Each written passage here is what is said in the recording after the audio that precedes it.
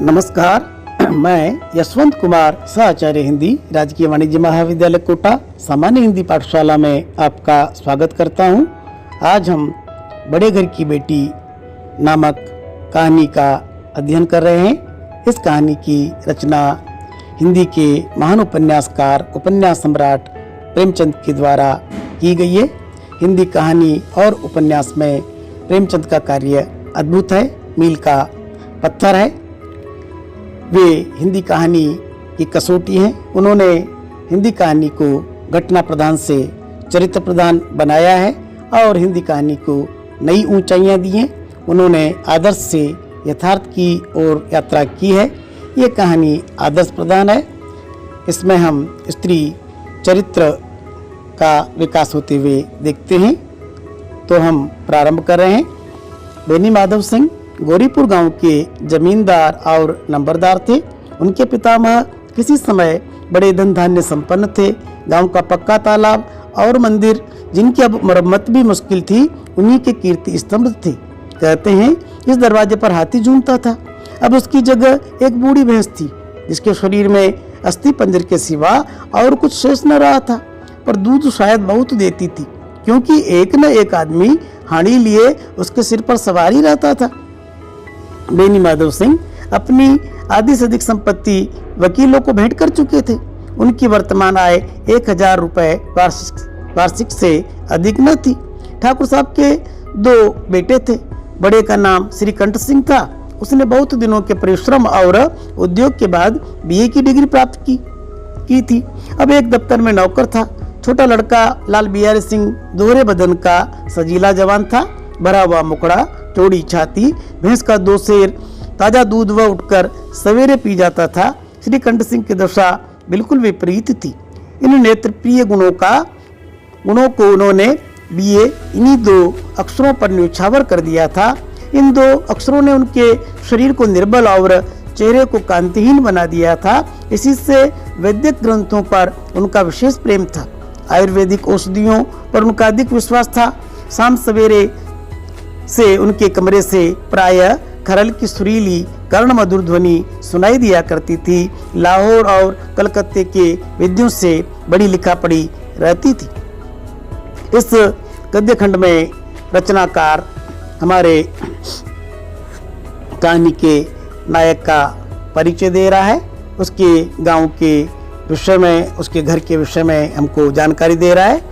रचनाकार कहता है, बेनी माधव सिंह गौरीपुर गांव के जमींदार और नंबरदार थे। बेनी माधव सिंह हमारे कथानायक श्रीकंठ सिंह के पिता हैं। वे जिस गांव का नाम यहाँ दिया गया है गौरीपुर, उस गांव के जमींदार और नंबरदार का काम करते थे। उनके पितामह अर्थात उनके दादाजी किसी समय बड़े धन धान्य संपन्न थे, अर्थात उस इलाके में उनका घर बड़ा संपन्न था। गाँव का पक्का तालाब और मंदिर, जिनकी अब मरम्मत भी मुश्किल थी, उन्हीं के कीर्ति स्तंभ थे। गांव का जो पक्का तालाब और मंदिर है, वो उनके पितामह के यश की याद दिलाते थे कि कभी ये परिवार इतना संपन्न था कि उन्होंने गांव में पक्का तालाब और मंदिर बनवाया था। पर अब स्थिति इस प्रकार की थी कि मरम्मत भी नहीं हो पाती थी, परंतु वह उनका यश पता का पहराता था। उनका जो है यश का एक तरह से स्तंभ था। कहते हैं इस दरवाजे पर हाथी झूमता था। कोई समय था जब इस घर के दरवाजे पर हाथी बंधा रहता था, वह झूमता रहता था। अब उसकी जगह पर एक बूढ़ी भैंस थी। अब हाथी तो नहीं है। घर के दरवाजे पर एक बूढ़ी भैंस बंधी हुई है, जिसके शरीर में अस्थि पंजर के सिवा और कुछ शेष न रहा था। और जो बूढ़ी भैंस है वो भी अस्थि पंजर जैसी मालूम पड़ती थी। दुबली पतली थी, अर्थात उसको ठीक से खाना नहीं मिलता था, ठीक से चारा नहीं मिलता था। पर दूध शायद बहुत देती थी, पर ऐसा लगता है दूध बहुत अधिक देती थी, क्योंकि कोई न कोई व्यक्ति दूध दोहने के लिए उसके पास सदा रहता था, क्योंकि एक न एक आदमी हाड़ी लिए उसके सिर पर सवारी रहता था। यहाँ पर हम देख रहे हैं सिर पर सवार मुहावरे का प्रयोग बहुत अच्छा प्रेमचंद ने किया है। अर्थात कोई न कोई व्यक्ति वहाँ पर निरंतर बना रहता था और दूध जो है दूहता रहता था। बेनी माधव सिंह अपनी आधी से अधिक संपत्ति वकीलों को भेंट कर चुके थे। पुराने समय में और अभी भी जो है जो जमींदार हैं या जो किसान हैं, उनके खेती संबंधी झगड़े बहुत रहते हैं और झगड़े के कारण उनको जो है कोर्ट कचहरी करनी पड़ती है, वकीलों के पास जाना पड़ता है। उनकी संपत्ति का बहुत कुछ हिस्सा जो है वकीलों के पास चला जाता है।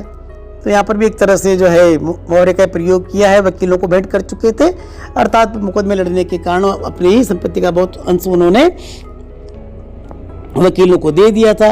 उनकी वर्तमान आय 1000 रुपये वार्षिक से अधिक न थी। तो जमींदार हैं, उनकी वार्षिक आय 1000 रुपये थी। ठाकुर साहब के 2 बेटे थे। बड़े का नाम श्रीकंठ सिंह था। उसने बहुत दिनों के परिश्रम और उद्योग के बाद बीए की डिग्री प्राप्त की थी। ठाकुर साहब बेनी माधव सिंह के 2 लड़के हैं। बड़े का नाम श्रीकंठ सिंह है। उसने बहुत दिनों तक परिश्रम किया, बहुत प्रयत्न किया। इसके बाद उसको बीए की डिग्री प्राप्त हुई। अब एक दफ्तर में नौकर था। उस बीए की डिग्री के आधार पर वो एक दफ्तर में नौकरी करता था। छोटा लड़का लाल बिहारी सिंह दोहरे बदन का सजीला जवान था, भरा हुआ मुखड़ा, चौड़ी छाती, भैंस का 2 सेर ताज़ा दूध उठकर सवेरे पी जाता था।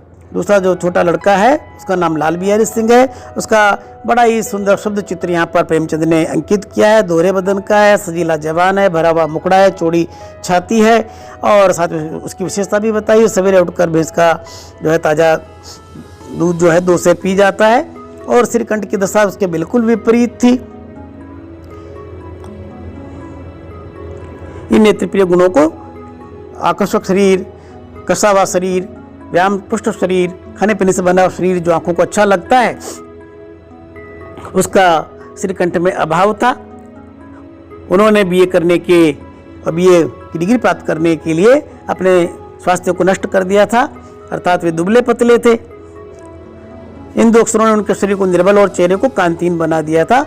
बीए की डिग्री प्राप्त करने के कारण उनका शरीर निर्बल हो गया था, चेहरा कांतिहीन हो गया था, अर्थात उन्होंने बहुत मेहनत करके बीए की डिग्री प्राप्त की थी। खाने पीने पर ठीक से ध्यान नहीं दे पाए थे और साथ ही वे व्यायाम भी नहीं कर पाए थे और चिंता भी करते थे। इन सब कारणों से चेहरा कांतिहीन और शरीर निर्बल उनका दिखाई पड़ता है। इससे वैदिक ग्रंथ पर उनको विशेष प्रेम था और स्वास्थ्य अच्छा नहीं रहने के कारण उनको वैद्य के ग्रंथों, चिकित्सा के ग्रंथों से विशेष प्रेम था। आयुर्वेदिक औषधियों पर उनको बहुत अधिक विश्वास था। शाम सवेरे उनके कमरे से प्राय खरल की सुरीली कर्णप्रिय ध्वनि सुनाई दिया करती। बहुत सुंदर ढंग से यहाँ पर रचनाकार ने व्यक्त किया है। शाम सवेरे श्रीकंठ सिंह के कमरे से खरल की सुरीली, कानों को अच्छी लगने वाली मीठी जो है कर्ण मधुर, कानों को मीठी लगने वाली ध्वनि सुनाई दिया करती थी। अर्थात वे जो वैद्यों से बात करके तरह तरह की दवाइयाँ बनाते रहते थे और उनका सेवन करते थे। लाहौर और कलकत्ते के वैद्यों से बड़ी लिखा पढ़ी रहती थी। लाहौर और कलकत्ते के जो वैद्य हैं उनसे वे लिखा पढ़ी करते रहते थे, पत्र व्यवहार करते रहते थे, उनको समस्या बताते रहते थे, उनसे समाधान पूछते रहते थे, उनके अनुसार वे दवाइयाँ बनाते थे, उनका सेवन करते थे। इस प्रकार अपना स्वास्थ्य बनाए रखने का वे प्रयत्न करते थे। दोनों भाइयों के शारीरिक स्वास्थ्य में जो अंतर है, शिक्षा दीक्षा में जो अंतर है, परिवार की जिस प्रकार की आर्थिक स्थिति है, परिवार का अतीत जिस प्रकार का रहा है, वर्तमान स्थिति जो है, उस सब का रचनाकार ने बहुत ही सुंदर अंकन किया है। हमको हमारे कथा नायक की और कथा का जो खल पात्र जिसे हम कह सकते हैं उस छोटे भाई की पूरी स्थिति हमारे सामने एक प्रकार से प्रस्तावित कर दी है, हमारे सामने रख दी है।